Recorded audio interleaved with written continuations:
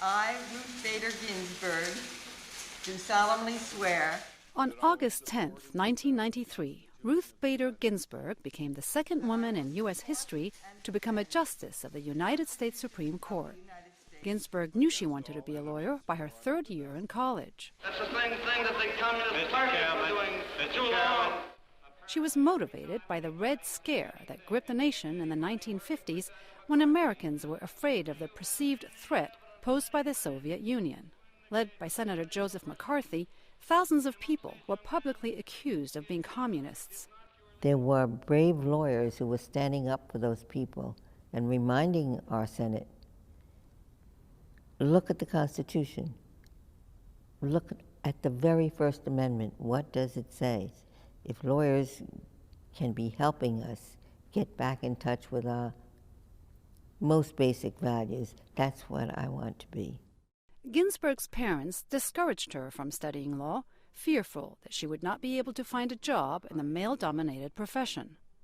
But Ginsburg was determined, and after graduating from Cornell University in 1954, she was accepted to Harvard Law School just 5 years after they started admitting women. When I entered law school, the class numbered over 500. 9 of us were women. 2 years later, Ginsburg's husband, Martin Ginsburg, a renowned tax attorney and law professor, took a job in New York City, and Ginsburg transferred to Columbia University.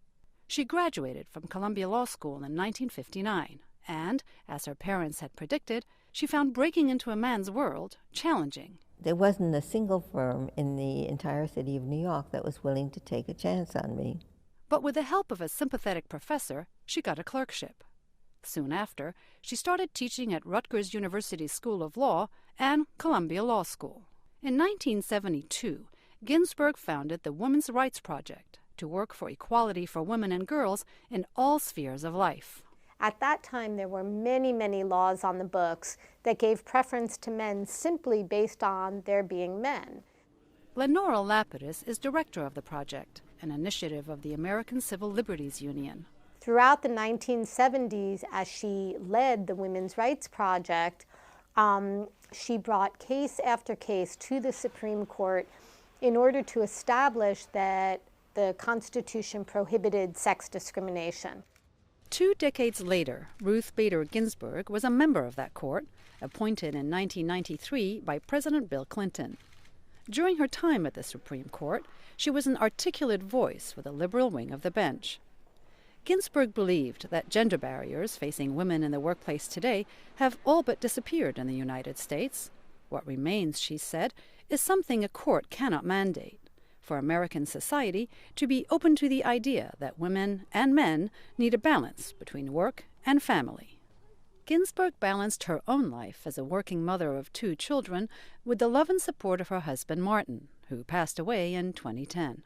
Well, the most important thing by far was that I had a life partner, my husband, who thought my work was at least as important as his, and who wanted very much to be part of his children's growing up years.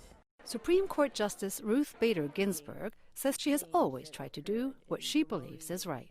I hope that I will be remembered as someone who loves the law, loves her country, loves humanity, prizes the dignity of every individual, and works as hard as she can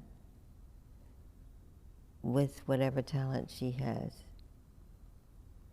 to make the world a little better than it was when I entered it. Julie Tabo, VOA News, Washington.